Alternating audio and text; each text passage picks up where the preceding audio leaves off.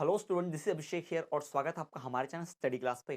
तो स्टूडेंट, जैसा कि आप सबने थंबनेल में देख लिया होगा कि इस वीडियो लेक्चर में हम बात करेंगे एमपी डीएलएड प्रथम वर्ष का विषय जिसका नाम है बाल्यावस्था एवं बाल विकास। जी हाँ, मध्य प्रदेश के डीएलएड का बाल्यावस्था एवं बाल विकास यह विषय है। इसकी इकाई एक जिसका नाम है विकास संबंधी दृष्टिकोण, आज ये वीडियो लेक्चर हम लेकर आए हैं। आज के वीडियो लेक्चर में हम बात करेंगे कि बाल्यावस्था एवं बाल विकास जो प्रथम वर्ष का विषय होता है उस विषय में इकाई एक जो है इसका लगातार हम एक के बाद इकाई एक दो तीन चार पांच ऐसे वीडियोस लेकर आएंगे। आज हमारे पहला वीडियो लेक्चर है इकाई एक के लिए। तो ये आने वाले सत्र के लिए, ये परीक्षा के लिए बहुत महत्वपूर्ण है। इसमें हम क्या क्या डिस्कस करेंगे वो आपको मैं यहाँ पर क्लियर कर दे रहा हूँ सीधा सीधा कि भाई यहाँ हम डिस्कस क्या क्या करने वाले हैं। यहाँ हम डिस्कस क्या क्या करेंगे, तो यहाँ डिस्कस करेंगे पीवाईक्यूज यानी प्रीवियस ईयर क्वेश्चन जो पहले पूछे जा चुके हैं। साथ ही साथ और भी दूसरे इंपॉर्टेंट टॉपिक्स जो होंगे, महत्वपूर्ण होंगे, वीवीआईपी क्वेश्चंस होंगे। साथ ही साथ गेस्ट क्वेश्चंस, यानी मैंने उन क्वेश्चंस को इसमें शामिल किया है जो प्रश्न जो है आने वाले डेट की परीक्षा के लिए इंपॉर्टेंट होंगे। तो इन तीन चीजों को ध्यान में रखकर ये पूरा वीडियो लेक्चर होने वाला है। पूरा पूरा ब्लूप्रिंट ही बताऊंगा कि इस इकाई की अंक योजना है, यानी इस इकाई से वस्तुनिष्ठ कितने आते हैं, इस इकाई से कौन कौन से प्रश्न आते हैं, कितने मार्क्स के आते हैं, पूरा अंक योजना बताऊंगा। तो चलिए बिना किसी देरी के शुरू करते हैं। लेकिन शुरू करने से पहले एक छोटी सी रिक्वेस्ट, यदि आप हमारे चैनल पर पहली बार आए हैं और अभी तक आपने चैनल सब्सक्राइब नहीं किया है तो डीएलएड की संपूर्ण पढ़ाई करने के लिए हमारे चैनल को सब्सक्राइब करके बेल नोटिफिकेशन को ऑल पर जरूर रख दें, क्योंकि बेल नोटिफिकेशन को ऑल पर रखने से ही आपको वीडियो की नोटिफिकेशन मिलेगी। तो चलिए बात करें इकाई एक की जिसका नाम है विकास संबंधी दृष्टिकोण। तो इस इकाई की अंक योजना यानी कि ब्लूप्रिंट जिसे आप कहते हैं उसकी बात करें तो इस इकाई पर कुल अंक आवंटित है 15। जी हाँ, 15 अंक इस इकाई को पढ़कर मिलते हैं, यानी इस एक इकाई को पढ़कर, यानी इस एक वीडियो लेक्चर को देखकर आप टोटल 15 मार्क्स हासिल कर सकते हैं। इसमें से आपको वस्तुनिष्ठ यानी कि एमसीक्यूज जो है 4 आते हैं, यानी एक एक नंबर के 4 प्रश्न तो ऐसे हो गए 4 नंबर। साथ ही साथ 2 अंक का एक प्रश्न आता है, फिर 4 अंक का भी एक प्रश्न आता है और 5 अंक का भी एक प्रश्न आता है। तो 5 4 9 9 2 11 11 और 4 15। तो इस प्रकार से कुल 15 अंकों की इकाई होती है। तो ये हो गया इस इकाई का ब्लूप्रिंट। तो इस इकाई का अंक योजना ब्लूप्रिंट जानने के बाद अब सीधा बढ़ चलते हैं अपने इस वीडियो लेक्चर की तरफ। लेकिन उससे पहले मैं आपको बताना चाहूंगा कि अगर आप एमपीडीएड की संपूर्ण पढ़ाई बेहतरीन तरीके से करना चाहते हैं, यानी आपको ना वीडियो लेक्चर के लिए, ना मैराथन लेक्चर के लिए, ना नोट्स के लिए, detail notes, short notes, PYQs, ये सब कुछ आपको हमारे एक कोर्स में मिलता है। जी हाँ, संपूर्ण तैयारी पूरे हमारे इस परीक्षा 2026 के वर्ष के लिए जो भी आप करना चाहते हो तैयारी, संपूर्ण 100% तैयारी आपका हो जाएगा इसी चैनल से, एक कोर्स के माध्यम से। जी हाँ, इस कोर्स में आपको नोट्स मिलेंगे, प्रीवियस ईयर क्वेश्चंस मिलेंगे, क्वेश्चन आंसर्स होंगे। अब ये क्वेश्चन आंसर भी कैसे होंगे, पहले थ्योरेटिकल नोट्स होंगे, फिर प्रश्नोत्तर होंगे, डिटेल शॉर्ट नोट्स होंगे, फिर शॉर्ट नोट्स होंगे और एक्सक्लूसिव प्रश्नोत्तर भी मिलते हैं। ये सब कुछ मिलता है आपको मात्र एक कोर्स में। कोर्स परचेस करना बहुत आसान है। इस वीडियो के डिस्क्रिप्शन में हमारे ऐप की लिंक है, वहां से आप ऐप डाउनलोड करके सीधा लिंक से ऐप डाउनलोड कीजिए और डाउनलोड करके जो भी आपको एमपीडीएड का प्रथम वर्ष का जो कोर्स चाहिए उसको परचेस कर लीजिए। और अच्छी बात यह है कि इस कोर्स की वैलिडिटी पूरी 1 साल तक रहती है। जी हाँ, इस कोर्स को आप अभी परचेस करेंगे तो ये पूरा 1 साल तक घूमकर चलेगा, यानी 1 साल तक कोर्स परचेस करने के दिन से लेकर आप उसको पढ़ सकते हैं। तो बहुत ही बेहतरीन ये कोर्स है। एक कोर्स को पढ़कर आपको ना कोई नोट्स, ना कोई मार्केट से किताब, ना कहीं कहीं भटकने की जरूरत नहीं है। संपूर्ण तैयारी एक ही चैनल पर हो जाएगी। तो वीडियो के डिस्क्रिप्शन में ऐप की लिंक है, ऐप डाउनलोड करके कोर्स परचेस कर लीजिए। चलिए बात कर लेते हैं हम सबसे महत्वपूर्ण इंपॉर्टेंट क्वेश्चंस की बात कर लेते हैं। नामिता विकास संबंधी दृष्टिकोण। अब हम बात करेंगे सबसे महत्वपूर्ण टॉपिक्स की, तो बार बार जो प्रश्न पूछे जाते हैं उनको कवर पहले कर लेते हैं। तो सबसे पहला प्रश्न हमारा, बाल्यावस्था किसे कहते हैं, ये आपको पता होना चाहिए कि बाल्यावस्था क्या है।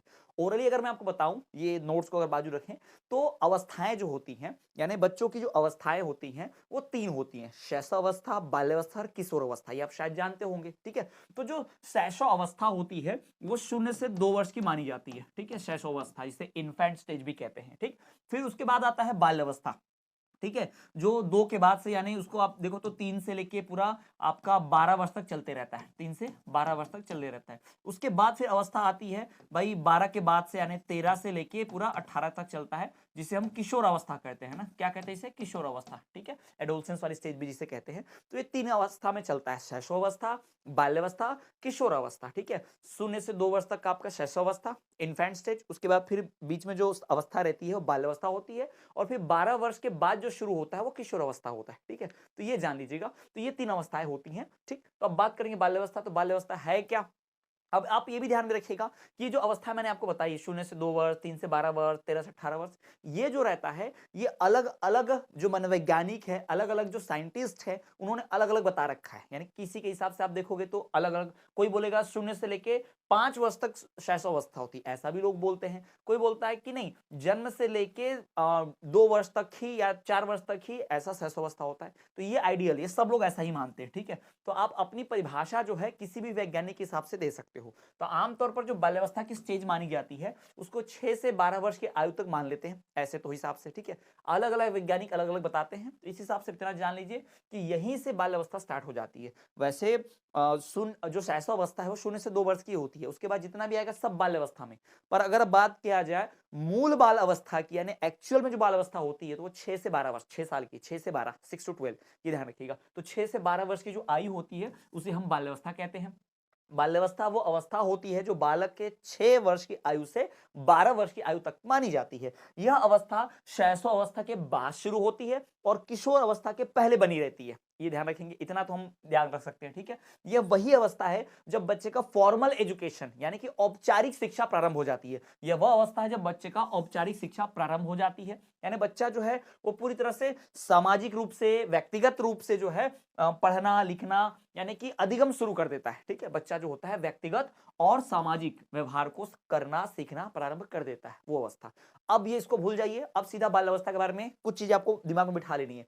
बाल्यावस्था किसी भी बालक की दूसरी अवस्था होती है, विकास की दूसरी अवस्था होती है, जो 6 से 12 वर्ष के भीतर होती है, जो शैशवावस्था के बाद आती है। यह अवस्था किशोर अवस्था के पहले और शैशवावस्था के बाद आती है, बीच में जो अवस्था होती है इसे बाल्यावस्था हम बोलते हैं, ठीक है? तो ये आपको क्लियर हो गया होगा बाल्यावस्था के बारे में। यह वही आयु है, ये वही अवस्था है बालक की जिसमें बालक जो है औपचारिक शिक्षा ग्रहण करना शुरू कर देता है। इसमें बच्चा व्यक्तिगत रूप से और सामाजिक रूप से किसी भी कार्य को करना सीखना पढ़ना लिखना शुरू कर देता है। क्लियर? अब बाल्यावस्था क्या है ये तो क्लियर हो गया होगा, ठीक है? मैं एकदम बेसिक से पढ़ा रहा हूँ, जीरो से, मतलब इसको कुछ भी नॉलेज नहीं है, जिसने अभी तक कोई तैयारी शुरू नहीं की, जिसने कुछ नहीं पढ़ा वहां से, ठीक है? तो बेसिक से पढ़ना है, पूरा डिटेल में पढ़ना है, 90+% स्कोर करना है डीएलएड में, तो हमारे चैनल से पढ़िए बिल्कुल। ऐसे ही जो वीडियो लेक्चर डेली अपलोड होते रहेंगे उन्हें देखते रहिए और कोर्स जरूर परचेस करें, ठीक? अब बढ़ते हैं अगले प्रश्न की ओर। हमारा दूसरा प्रश्न है संवेगात्मक विकास।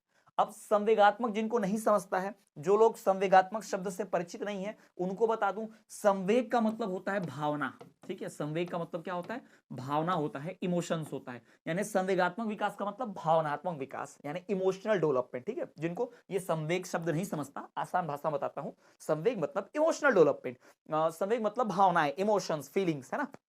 तो बच्चे का संवेगात्मक विकास का मतलब क्या है? संवेगात्मक विकास क्या होता है? अगर ऐसा पूछा जाए तो आप क्या बताएंगे? देखिए, बालक में कई प्रकार के, देखो शैशवावस्था में जो शैशवावस्था होती है उसमें तो कई ज्यादा संवेग होते नहीं है, कई भावनाएं होती नहीं है। भूख लगेगी तब भी रोएगा, बच्चे को दर्द होगी तब भी रोएगा, कुछ भी होगा तो बच्चा रोता ही है ना?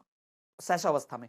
पर बाल्यावस्था में ऐसा नहीं होता। बाल्यावस्था में बच्चे के अंदर ना अलग अलग भावनाओं का विकास होने लगता है, ठीक है? तो उसको हम संवेगात्मक या फिर भावनात्मक विकास बोलते हैं। तो संवेगात्मक विकास क्या है? क्या तो बालक के भावनाओं का जो विकास है उसे ही संवेगात्मक विकास कहा जाता है। बालक के संवेगों के विकास को ही संवेगात्मक विकास कहते हैं। आप इसको चाहे तो बालक के संवेगों की जगह आप क्या कह सकते हो? भावनाओं, है ना? बालक के भावनाओं के विकास को ही संवेगात्मक विकास कहते हैं। आप ये लिख सकते चाहो तो, संवेग की जगह आप ये लिख सकते हो, ठीक है? बालक के अंदर जो है कई ऐसी आप देखोगे आदतें होंगी, आदतें मतलब प्रवृत्ति, हैबिट जिसे हम कह सकते हैं। बालक के मूल प्रवृत्तियों के रूप में कोई ना कोई संवेग छिपा होता है। अगर कोई बच्चा मान लीजिए बार बार झूठ बोलता है, इसके पीछे कोई ना कोई इमोशनल कारण है। कोई बच्चा बड़ा, मतलब जो बच्चा बचपन में उसके साथ टॉर्चर हुआ है, कुछ हुआ है, तो आपने मूवीज में देखा होगा, कोई कोई विलन बन जाता है क्योंकि उसके पीछे बहुत सारे बचपन में उसके साथ बुरा बुरा हुआ रहता है। कई लोग ऐसे होते हैं। कोई व्यक्ति बड़ा होने पे बहुत मजबूत रहता है मानसिक रूप से, उसको फर्क ही नहीं पड़ता, कितना भी परेशानी है वो झेल जाता है। क्यों? वो भावनात्मक रूप से मजबूत हुआ है, उसके पीछे कोई ना कोई संवेगात्मक चीज हुई है। तो हम हमारे अंदर या बच्चों के अंदर जो भी हैबिट होती है, जो भी प्रवृत्ति होती है, चाहे झूठ बोलने की हो, चाहे मारपीट करने की हो, चाहे चोरी करने की हो, जो भी आदत होती है ना, जो भी प्रवृत्ति होती है, उसके पीछे कोई ना कोई भावना छुपी होती है, कोई ना कोई हैबिट होती है, ठीक है? तो बच्चे के मूल प्रवृत्तियों में यानी उसके बेसिक हैबिट्स में कुछ ना कुछ भावनाएं, कुछ ना कुछ संवेग छुपे होते हैं। जैसे पलायन के पीछे भय, यानी जब कोई डरता है इसलिए भागने लगता है, किसी भी चीज से डरते हैं इसलिए भाग जाते हैं, जब भी डरे तो भाग जाओ। ठीक, जब ये संवेग बालक के व्यवहार के स्थायी आधार बन जाते हैं, यानी बच्चे को जब डर लगता है तो भागना शुरू कर देता है, कुछ बच्चों को जब डर लगता है तो उसका सामना करते हैं। ठीक है, और कुछ बच्चों को जब डर लगता है तो वो भाग जाते हैं, कुछ बच्चों को डर लगता है रोने लग जाते हैं। तो यही आदत एक दिन आगे चल के, यही भावना एक दिन आगे चल के मतलब वो परमानेंट हैबिट बन जाती हैं, है ना, मूल रूप से स्थायी भावनाएं बन जाती है, स्थायी संवेग। यानी डर जो है ये हमेशा के लिए परमानेंट संवेग यानी परमानेंट भावना, स्थायी भावना बन जाता है बच्चे के अंदर। ठीक है, तो जब व्यवहार में स्थायी आधार बन जाते हैं तो इन्हें स्थायी भाव कहा जाता है। ठीक, जैसे बालक का शारीरिक और मानसिक विकास होता है, उसमें संवेगों का भी विकास होता है, उसमें भावनाओं का विकास होता है। अगर कोई व्यक्ति आपको डरपोक, अगर कोई व्यक्ति आपको बहादुर, कोई व्यक्ति आपको मानसिक रूप से मजबूत, कोई व्यक्ति आपको मानसिक रूप से बहुत कमजोर दिखाई देता है, चिड़चिड़ा दिखाई देता है, तो जान लीजिए उसका ये संवेग स्थायी हो चुका है, यानी उसका ये भावना उसके बचपन में कुछ हरकत हुई जिसकी वजह से आज ऐसा वो हो गया है। ठीक है, क्लियर है? अब समझ में आ गया आपको कि संवेगात्मक विकास क्या है? क्लियर? अब मैं थोड़ा समअप कर दूं। भावनात्मक विकास को ही संवेगात्मक विकास कहते हैं। बच्चे के अंदर जब उसका शारीरिक और मानसिक विकास होता है तो कई सारे संवेग और भावनाओं का भी विकास होता है। ठीक है, बच्चे की आदत के पीछे, बच्चों की मूल प्रवृत्तियों के पीछे कोई ना कोई भावना या संवेग छुपा होता है। यही संवेग आगे चलकर बच्चे का स्थायी भाव बन जाता है। ठीक है, उदाहरण आप ये समझा देना, डरने वाला। ठीक है, क्लियर? चलो आगे बढ़ते हैं। अब बढ़ते हैं अगले प्रश्न की ओर। अगला प्रश्न है कि पियाजे ने संज्ञानात्मक विकास की 4 अवस्थाओं की व्याख्या। ठीक है, संज्ञानात्मक विकास यानी कि भावनात्मक विकास। जीन पियाजे, याद रखिएगा, जो भी डीएड बीएड टीचिंग वाला सीटेड एमपीटेड जो भी करते हैं वो इस व्यक्ति से अच्छा खासा परिचित हो जाइए। नाम है जीन पियाजे। जी हाँ, तो ये जो जीन पियाजे व्यक्ति हैं इनका बड़ा कंट्रीब्यूशन है, यानी बच्चे के ऊपर उन्होंने खूब रिसर्च किया, खुद के बच्चों पे भी रिसर्च किया, और समाज में बच्चे कैसे सीखते हैं, बच्चों को क्या प्रभाव डालता है, बच्चों को किससे फायदा होता है, किस चीज से नुकसान होता है, ये सब बातें जो है ना इन्होंने थ्योरी लिखी, यानी इन्होंने बड़ा ज्ञान दिया इसके ऊपर रिसर्च करके। ठीक है, इनका खूब अच्छा खासा ज्ञान था इसमें। तो जीन पियाजे ने बच्चों के भावनात्मक विकास, यानी जीन पियाजे ने बच्चों के संज्ञानात्मक विकास की जो अवस्थाएं हैं उसके बारे में बताइए, कौन सी अवस्थाएं। तो जीन पियाजे, ऐसा अगर सवाल आया कि बालक जीन पियाजे के अनुसार संज्ञानात्मक विकास की अवस्थाएं बतलाइए, अगर ऐसा आ गया आपको, मान लीजिए 2 मार्क्स का प्रश्न आ गया या 3 मार्क्स का आ गया, ठीक है, तो हम कैसे करेंगे? 3 या 4 जो भी आ जाए, ब्लूप्रिंट में देख लेना कैसा, मैंने बताया था ये ब्लूप्रिंट। ठीक है, तो जब ऐसा सवाल आए तो पहले डायरेक्ट उत्तर मत लिखिए, पहले क्या कीजिए, थ्योरी लिखिए। ठीक है, पहले थ्योरी लिखिए। जीन पियाजे के अनुसार संज्ञानात्मक विकास की 4 अवस्थाएं निम्नलिखित दी गई हैं।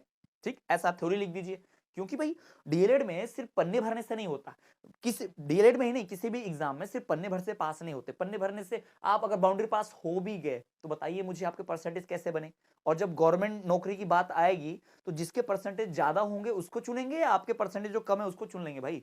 या कहीं भी प्राइवेट में भी आप इंटरव्यू देने जाओ डीएलएड बीएड के डिग्री के बेसिस पे, तो परसेंटेज तो मायने रखते हैं भाई, क्योंकि 90% वाला जो लाया है और 50% जो लाया है, क्या लगता है आपको दोनों सेम व्यक्ति हैं, दोनों को सेम वैल्यू मिलेगी किसी भी परीक्षा में, किसी भी इंटरव्यू में या किसी भी नौकरी में? ऐसा नहीं है। इसलिए जब पढ़ ही रहे हो, पढ़ना तो है आपको, सबको पढ़ना ही है, जब पढ़ना ही है तो क्यों ना थोड़ा ढंग से पढ़ लिया जाए, ताकि नाम के लिए ना पढ़ा जाए शो ऑफ के लिए, है ना, ईमानदारी से पढ़ा जाए ताकि अच्छा शिक्षक बनना। डीएलएड इससे करते हैं ताकि हम अच्छे शिक्षक बने, ना कि इसलिए कि डीएलएड करके सरकारी बस नौकरी मिल जाए। अरे नौकरी मिल भी गई, अच्छा नहीं पढ़ाओगे प्रमोशन कैसे होगा? सबकी सरकारी नौकरी तो वैसे भी नहीं लगती, ठीक है ना, तो इससे प्राइवेट में जब बहुत लोगों को कमाना है तो क्यों ना अच्छा टीचर बना जाए, ताकि प्राइवेट में प्रमोशन हो, पैसा अच्छा मिले, डिमांड अच्छी हो, फीडबैक ज्यादा मिले, है ना, इसलिए तो ढंग से पढ़ाई कीजिए। तो जीन पियाजे ने संज्ञानात्मक विकास की 4 अवस्थाएं निम्नलिखित दी गई हैं, ऐसी थ्योरी लिख दो। फिर नंबर 1, इंद्रिय क्रियात्मक अवस्था, सेंसरी मोटर स्टेज, जो 0 से 2 साल तक रहती है। दूसरा, प्राक परिचालक अवस्था यानी प्री ऑपरेशनल स्टेज, जो 2 से 7 वर्ष की होती है। उसके पश्चात प्रत्यक्ष परिचालक अवस्था यानी कि कॉन्क्रीट ऑपरेशनल स्टेज, कॉन्क्रीट मतलब स्थायी, एकदम मजबूती वाली ऑपरेशन। ये ऑपरेशनल स्टेज का मतलब ये है बच्चों के हाथ पैर हिलना, बच्चा कौन सी हरकत कर ले रहा है फिजिकली, उसकी बात हो रही है ना। फिर औपचारिक परिचालक अवस्था यानी कि फॉर्मल ऑपरेशनल स्टेज, ये रहते हैं 11 से 16 वर्ष।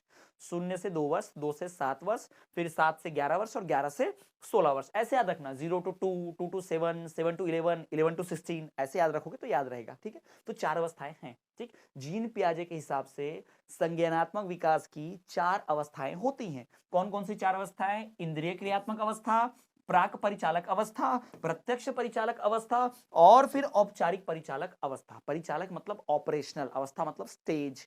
0 to 2, 7, 7, 11 और 11, 16 ऐसे याद रख सकते हैं। क्लियर है, समझ आ गया? चलिए आगे बढ़ जाते हैं, सीधा सीधा आगे बढ़ते हैं। अगला सवाल, अभिवृद्धि एवं विकास की परिभाषा। देखो, अभिवृद्धि का मतलब होता है ग्रोथ, ठीक है, और विकास का मतलब होता है डेवलपमेंट। ठीक, विकास का मतलब क्या होगा? डेवलपमेंट, और अभिवृद्धि का मतलब क्या होगा? भाई ग्रोथ होगा। ठीक है, देखिए ये दो टर्म है, अक्सर लोग इसको एक समझ लेते हैं। जैसे अगर किसी की अभिवृद्धि हो रही है, मैं इन दोनों टॉपिक को समझा दूं। अभिवृद्धि का मतलब समझ लो, अभिवृद्धि मतलब ग्रोथ। पौधा का ग्रोथ हो रहा है कैसे पता चलता है? पौधे की हाइट बढ़ती है, पौधे में फल लगने लगते हैं। ठीक है, किसी बच्चे का ग्रोथ हो रहा है और उसका डेवलपमेंट हो रहा है, यानी उसकी अभिवृद्धि और विकास कैसे पता चलेगा? जैसे मैं हूं, चलो मेरे ऊपर एग्जांपल ले लेते हैं। खैर बच्चा तो नहीं हूं, पर चलो एग्जांपल ले लेते हैं कि अगर मेरा शरीर बढ़ रहा है, ठीक है, मेरे हाथ पैर लंबे हो रहे हैं, मेरे शरीर पे मांस चढ़ रहा है, मैं मोटा हो रहा हूं, वजन बढ़ रहा है, मेरी हाइट बढ़ रही है, इसका मतलब ये है कि मेरी अभिवृद्धि हो रही है। अभिवृद्धि को ही वृद्धि बोलते हैं। ये मत समझ लेना कि सर वृद्धि क्या है, अभिवृद्धि क्या है, दोनों एक ही है। कोई कोई ये सिनोनिम है, पर्यायवाची जैसा है। कोई वृद्धि लिखता है, कोई अभिवृद्धि लिखता है, दोनों का मतलब ग्रोथ ही होता है। ठीक है, तो शरीर का बढ़ना, शरीर के अंगों का बढ़ना। अगर किसी का दिमाग, जैसे छोटे बच्चे का दिमाग इतना रहता है उसके सर में, बड़े बच्चे का सर इतना बड़ा होता है तो इतना बड़ा दिमाग रहता है, तो मुझे बताओ छोटे बच्चे का दिमाग इतना है तो कम बुद्धि है, बड़े बच्चे का दिमाग इतना बड़ा है तो ज्यादा बुद्धि है? ऐसा जरूरी है क्या? कई बार बच्चे बड़े हो जाते हैं, 10 साल, 12 साल, 15 साल, लेकिन दिमाग छोटे बच्चे जैसा रहता है, हरकतें छोटे बच्चे जैसी होती हैं, जो समझदारी है छोटे बच्चे जैसी ही होती हैं। तो शरीर का बढ़ना, शरीर के अंगों का बढ़ना, इससे पता चलता है कि वृद्धि हो रही है, यानी अभिवृद्धि हो रही है। ठीक है, शरीर के बाहरी अंगों का, शरीर की बनावट, शरीर का भार, शरीर का वजन, है ना, लंबाई, ये अगर बढ़ रही है तो हम इसको अभिवृद्धि या वृद्धि बोलते हैं। लेकिन व्यक्ति समझदार हो रहा है कि नहीं, उसको अनुभव आ रहा है कि नहीं, भाई उसको सेंस ऑफ ह्यूमर है कि नहीं, समझदारी है कि नहीं, ये क्या होता है? विकास। या देखिए कई बच्चे ऐसे होंगे, कई लोग होंगे जो बौने रह जाते हैं, 3 फुट के, 4 फुट के, चलो मान लेते हैं शॉर्ट हाइट वाले। ठीक है, तो इसका मतलब ये है कि वो समझदार नहीं है? बिल्कुल है। समझदारी का यानी विकास का शरीर की लंबाई चौड़ाई से ज्यादा लेना देना नहीं होता, ध्यान रखिएगा। ठीक है, ये ध्यान रखिएगा। ठीक, तो ये बात जान लीजिए। तो यहां पर 2 परिभाषाएं दी हैं अभिवृद्धि और विकास के बारे में। ठीक है, इनके अंतर और उनकी परिभाषा के हिसाब से।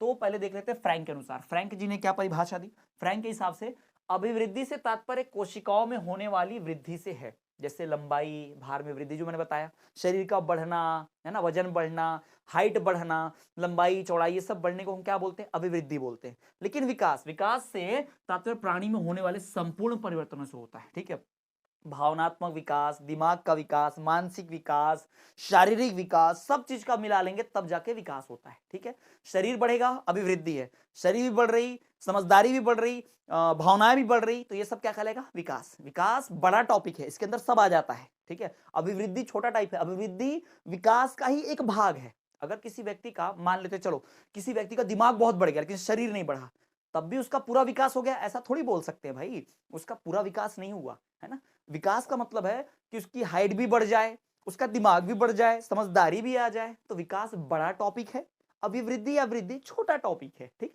ये फ्रैंक ने भी बताया। अब यहीं पर हरलॉक जी के अनुसार भी सुन लीजिए। जैसे जीन पियाजे बड़ा फेमस है ना, हरलॉक जी भी बड़े फेमस है, ध्यान रखिएगा। डीएड में, डीएड, सीटेड, एपीटेड, टीचिंग वाले जो भी है, सब में बड़े फेमस है। तो इनके अनुसार विकास अभिवृद्धि तक सीमित नहीं होता, विकास अभिवृद्धि के बाहर भी, यानी अभिवृद्धि तो छोटा सा टॉपिक है विकास का। हरलॉक जी ने कहा कि विकास अभिवृद्धि तक सीमित नहीं होता, अपितु इसमें परिवर्तनों का वह प्रगतिशील यानी कंटिन्यूअस, लगातार चेंज होता रहता है, अच्छा चेंज है ना, तो वह प्रगतिशील क्रम निहित है जो परिपक्वता, मैच्योरिटी की लक्ष्य की ओर अग्रसर होता है। विकास के परिणाम स्वरूप व्यक्ति में, अब विकास होगा, देखो अभिवृद्धि होगी तो शरीर बढ़ेगा, लंबाई चौड़ी बढ़ेगी, लेकिन विकास होगा तो शरीर भी बढ़ेगा, लंबाई चौड़ाई भी बढ़ेगी, भावनाएं भी बढ़ेंगी, समझदारी भी बढ़ेगी, अंदर से सबका विकास हो जाएगा, ठीक है, तो इसको हम विकास बोलते हैं। तो विकास से भाई नवीन विशेषताएं, नवीन योग्यताएं, टैलेंट ये सब दिखता है। अभिवृद्धि से सिर्फ शरीर का ही बढ़ना दिखाई देता है। अब मेरे ख्याल से आपको समझ में आएगा होगा कि अभिवृद्धि और विकास में अंतर क्या होता है। चलिए आगे बढ़ते हैं अगले प्रश्न की ओर। अगला प्रश्न है वृतांत अभिलेख, है ना। वृतांत अभिलेख यानी एनेक्डोटल रिकॉर्ड इसे कहा जाता है। तो आखिर ये वृतांत अभिलेख है क्या? अब आप नाम ही है वृतांत, वृतांत का मतलब होता है किसी चीज को डिस्क्राइब करना, विस्तार से बताने जैसा होगा, है ना। तो शिक्षक क्या करता है, जो टीचर होता है एज ए टीचर, अब एनेक्डोटल रिकॉर्ड या फिर हम कहेंगे ये वृतांत अभिलेख किसे कहेंगे? तो ये थ्योरी छोड़ो, पहले अपने मन से समझा दे रहा हूं, आप भी सुन लो नॉर्मल बात की तरह, कि टीचर यानी शिक्षक छात्र बच्चे के हरकत को देख के रिकॉर्ड करते रहता है कि बच्चा पढ़ता ज्यादा है, खेलता ज्यादा है, मस्ती ज्यादा करता है, ये गुस्सा बहुत करता है, मारपीट करता है, स्वभाव इसका उग्र है, शांत स्वभाव है, जो भी है, यानी बच्चे के बारे में उसकी हरकत, उसकी भावनाएं, उसका रहन सहन, उसका उठना बैठना, उसका परीक्षा में परफॉर्मेंस, है ना, इन सब का जो रिकॉर्ड रखता है टीचर, उसे ही वृतांत अभिलेख कहते हैं, ठीक है। शिक्षक छात्र से संबंधित महत्वपूर्ण घटनाओं का संक्षिप्त विवरण लिखता रहता है। इस प्रकार के घटनाओं के संकलन को वृत्तांत अभिलेख कहते हैं। संकलन मतलब कलेक्शन, यानी एक स्टूडेंट को टीचर ने 1 महीने तक ऑब्जर्व किया, 1 महीने के अंदर जो जो घटनाएं हुई उन सबको कलेक्ट करके एक जो घटना होगी, उस पूरा जो सारे घटनाओं को रिकॉर्ड जो लिखा जाएगा एक डायरी में, उसे ही हम क्या बोलेंगे, वृत्तांत अभिलेख बोलेंगे, या घटना वृत्त प्रपत्र भी कहते हैं। ये जो वृत्तांत अभिलेख है इसका दूसरा नाम क्या है, घटना वृत्त प्रपत्र। मैं पढ़ा रहा हूं वृत्तांत अभिलेख और परीक्षा में आ गया घटना वृत्त प्रपत्र, तो भाई एग्जाम में जाके मुझे मत गालियां देते रहना, अरे ये तो पढ़ाई नहीं सर ने, ये क्या होता है, अरे भाई यही है, दोनों एक ही हैं। वृत्तांत अभिलेख को ही भाई घटना वृत्त प्रपत्र कहते हैं, ठीक है, इसे ही अंग्रेजी में एनेक्डोटल रिकॉर्ड भी कहते हैं, ठीक है। यह व्यवहार अंकित करने का अत्यंत सरल ढंग है, किसी के भी व्यवहार को अंकित करना है, रजिस्टर करना है, लिखने का सबसे इजी मेथड है, ठीक। ये टीचर करता है स्टूडेंट के बारे में। अगला सवाल, किशोर अवस्था क्या है? किशोर अवस्था का अर्थ लिखिए, किशोर अवस्था क्या है? ऐसे मैं बता दूं, किशोर अवस्था को, किशोर अवस्था के बारे में कुछ चीजें जान लीजिए। किशोर अवस्था सबसे खतरनाक अवस्था होती है, ये जान लो, ठीक है। किशोर अवस्था सबसे खतरनाक अवस्था होती है। किशोर अवस्था यानी कि अंग्रेजी में इसे एडोलसेंस कहते हैं। क्या कहते हैं इसे? एडोलसेंस। तो ये जो किशोर अवस्था है ये अंग्रेजी भाषा के शब्द, जी हाँ, अंग्रेजी भाषा के शब्द एडोलसेंस से लिया गया है, जिसका हिंदी रूपांतर है किशोर अवस्था। अंग्रेजी में क्या बोलेंगे? एडोलसेंस। हिंदी में क्या बोलेंगे? किशोर अवस्था, ठीक है। ये आया कहां से? ये एडोलसेंस शब्द कहां से आया? तो ये एडोलसेंस लैटिन भाषा के शब्द एडोलोलिसर से आया है। एडोलोलिसर से आया, किससे है? एडोलोलिसर। वैसे याद रखिएगा जितनी भी शब्द होते हैं ना, सब लैटिन भाषा से आते हैं। लैटिन भाषा से अंग्रेजी में आए, फिर अंग्रेजी में उसका हिंदी रूपांतरण हो गया, है ना। तो लैटिन भाषा मतलब उसका नाम क्या था? एडोलिसर, एडोलिसर, ठीक है, एडोलिसर। फिर उसको इंग्लिश में क्या किया? एडोलसेंस। और हिंदी में क्या बोला गया? किशोर अवस्था, ठीक है। इसका अर्थ है परिपक्वता की ओर अग्रसर होना। किशोर अवस्था का अर्थ क्या होता है? परिपक्वता की ओर अग्रसर होना, यानी मैच्योरिटी की ओर जाना, मैच्योर होना, है ना, मैच्योर। भाई किशोर अवस्था के बाद क्या होता है? यानी 12 से 18 साल किशोर अवस्था होती है। तो 12 से 18 साल के बाद व्यक्ति जो है मैच्योर हो जाता है, बड़ा हो जाता है, समझदार बनता है ना। तो बाल्यावस्था व प्रौढ़ावस्था के बीच की अवधि किशोर अवस्था कहलाती है। 18 साल के बाद प्रौढ़ अवस्था, एडल्ट वाली लाइफ आ जाती है, और 12 साल तक जो है बाल्यावस्था रहती है। तो बाल्यावस्था यानी जो 6 से 12 साल, और उसके बाद प्रौढ़ावस्था 18 के ऊपर वाली सारी अवस्था, उसके बीच में जो समय है 12 से 18 के बीच की, उस अवस्था को एडोलसेंस यानी कि किशोर अवस्था कहते हैं। इस अवस्था में भाई बच्चों में शारीरिक परिवर्तन होते हैं। देखो किसी को दाढ़ी मूछ आ जाएंगे, जनांग जो होंगे, सेक्सुअल ऑर्गन्स होंगे, उसमें बढ़ोतरी होती है। लड़का लड़की के प्रति अट्रैक्शन होता है इस उम्र में, आपने देखा होगा, है ना। तो लड़कों से दोस्ती लड़कियां करना चाहती हैं, लड़कियों से दोस्ती लड़के करना चाहते हैं। बच्चा घर के बाहर ज्यादा घूमता है, समाज के नियमों को नहीं मानता, समाज के नियमों को तोड़ना चाहता है, वगैरह वगैरह, ये सब करता है उस अवस्था में ना। तो किशोर अवस्था में बच्चे क्या होते हैं? बागी हो जाते हैं। क्यों? किशोर अवस्था में हर कोई, टीचर डांट रहा है, पेरेंट्स डांट रहे हैं, और बच्चे के अंदर क्या चल रहा है कोई जानता नहीं है। बच्चे के अंदर ऐसी ऐसी भावनाएं आती हैं, दुनिया देखना चाहता है, उड़ना चाहता है, आजादी चाहिए, और घर वाले उतना ही डांटते हैं। किस अवस्था में बच्चे बिगड़ जाते हैं और डांटते हैं उस अवस्था में, तो बच्चे बागी बन जाते हैं। तो ये अवस्था जो होती है, ये शारीरिक और मानसिक रूप से जो है बच्चा कुसमायोजित हो जाता है ना, मैल एडजस्ट, यानी कि डिसबैलेंस हो जाता है इस अवस्था में, ठीक है। किशोर अवस्था में किशोर प्रायः संवेगात्मक जीवन व्यतीत करते हैं। इसमें बहुत इमोशनल होता है। जो किशोरावस्था में बच्चे होते हैं, वो बहुत ज़्यादा संवेगात्मक होते हैं, बहुत ज़्यादा इमोशनली आप कह सकते हो इम्बैलेंस होते हैं। कभी कोई भावना बहुत बढ़ जाएगी, कभी कोई भावना बहुत कम हो जाएगी, ऐसा होता है। अक्सर डिप्रेशन में भी जाते हैं बच्चे इसमें, ठीक है? यही है किशोरावस्था। अगला है समावेशी शिक्षा। समावेशी शिक्षा मतलब इसे कहते हैं इंक्लूसिव एजुकेशन। क्या कहते हैं इसे? इंक्लूसिव। जी हाँ, समावेशी का मतलब होता है इंक्लूसिव, यानी शामिल करने वाली शिक्षा। समावेशी का मतलब ही क्या है? शामिल करने वाली। देखो, हमारे समाज में सारे बच्चे एक जैसे नहीं होते। कोई बच्चा कमजोर होता है, मंदबुद्धि बालक होता है, इसका मतलब क्या समाज से निकाल दिया जाए, उसको शिक्षा नहीं दी जाए? बिल्कुल दी जाए। क्योंकि जो पहले से ही बेचारा अलग है, उसके साथ और अलग बिहेवियर करोगे तो वो तो और अपने आप को हीन भावना से देखेगा, अपने आप को देखेगा कि मैं तो दूसरों से अलग हूं, मैं तो बेकार हूं, कोई काम का नहीं हूं। ऐसा नहीं।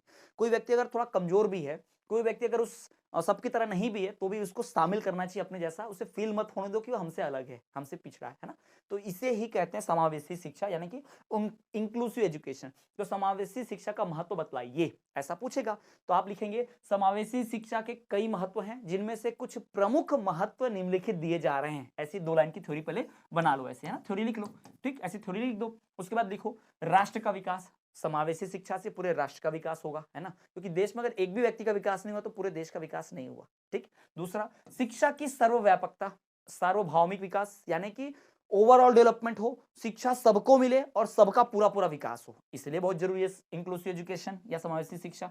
फिर शिक्षा का स्तर बढ़ाना, एजुकेशन का लेवल को बढ़ाने के लिए भी इंक्लूसिव एजुकेशन देना पड़ेगा। सामाजिक समानता का उपयोग, सोशल इक्वालिटी आएगी समाज में, क्योंकि कोई विकलांग व्यक्ति है, मंदबुद्धि व्यक्ति है, वो भी तो इसी समाज का हिस्सा है।